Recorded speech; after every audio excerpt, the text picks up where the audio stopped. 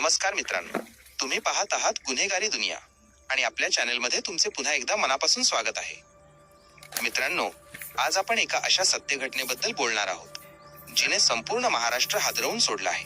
ही गोष्ट आहे एका जीवाभावाच्या मैत्रीची, विश्वासाची आणि त्या विश्वासाचा झालेल्या क्रूर अंताची. 30 मार्च 2026 ची ती सकाळ पालघर जिल्ह्यासाठी एका भयानक बातमीने उजाडली. नालासोपारा पूर्वेला असलेल्या धुमाळ नगरच्या डोंगर पायथ्याशी काही लोक नेहमीप्रमाणे सकाळी फिरण्यासाठी गेले होते. शांत वाटणाऱ्या त्या परिसरात एका झुडपाच्या मागे एक निळ्या रंगाची प्लास्टिकची गोणी पडलेली दिसली.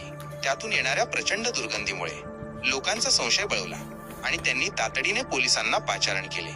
जेव्हा पोलिसांनी ती गोणी उघडली तेव्हा तिथे उपस्थित असलेल्या प्रत्येकाच्या अंगावर शहारे आले. त्या गोणीत एका तरुणाचा मृतदेह होता, पण त्या शरीराचे डोकं गायब होते. गुन्हेगाराने आपली ओळख लपवण्यासाठी मृताचे शिरधडा वेगळे केले होते. पोलिसांसमोर आता सर्वात मोठे आव्हान होते की डोकं नसलेल्या या मृतदेहाची ओळख कशी पटवायची. पोलिसांनी अत्यंत बारकाईने तपास सुरू केला. मृताच्या अंगावरील कपडे आणि खिशांची झडती घेतली असता त्यांना खिशात एक जुनी पावती सापडली. त्या पावतीवर असलेल्या नावावरून पोलिसांना अशोक राजपूत या 32 वर्षीय तरुणाचा सुगावा लागला. अशोक हा मूळचा राजस्थानचा असून तो व्यवसायानिमित्त नालासोपाऱ्यात राहत होता. धक्कादायक म्हणजे तो 2 दिवसांपासून बेपत्ता असल्याची तक्रार त्याच्या कुटुंबियांनी आधीच पोलीस स्टेशनमध्ये दिली होती. तपासाची चक्रे वेगाने फिरू लागली. पोलिसांनी अशोकच्या मोबाईलचे शेवटचे कॉल डिटेल्स तपासले तेव्हा त्यांना समजले की अशोक शेवटचा त्याचा जवळचा मित्र आणि बिझनेस पार्टनर विकास राजपूत याच्यासोबत दिसला होता. विकासला ताब्यात घेऊन जेव्हा पोलिसी खाक्या दाखवण्यात आला तेव्हा त्याने आपला गुन्हा मान्य केला.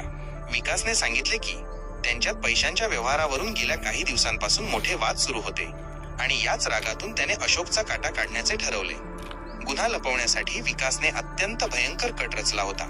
त्याने अशोकची हत्या केल्यानंतर त्याचे डोकं कापले आणि शरीर एका गोणीत भरून डोंगराच्या कडेला फेकून दिले. इतकेच नाही तर पोलिसांनी कधीच ओळख पटू नये म्हणून त्याने ते कापलेले डोकं आणि हत्येसाठी वापरलेला चाकू शिरसाट फाट्याजवळील एका खोल नदीच्या पात्रात फेकून दिला होता. विकासने दिलेल्या माहितीनुसार पेल्हार पोलिसांनी तातडीने नदीकाठी शोध मोहीम राबवली.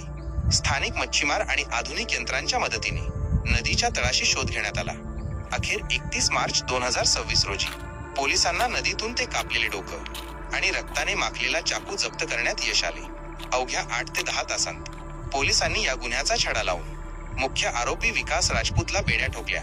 एका मित्रानेच पैशासाठी आपल्या मित्राचा जीव घेतल्यामुळे संपूर्ण परिसरात आजही दहशतीचं वातावरण आहे.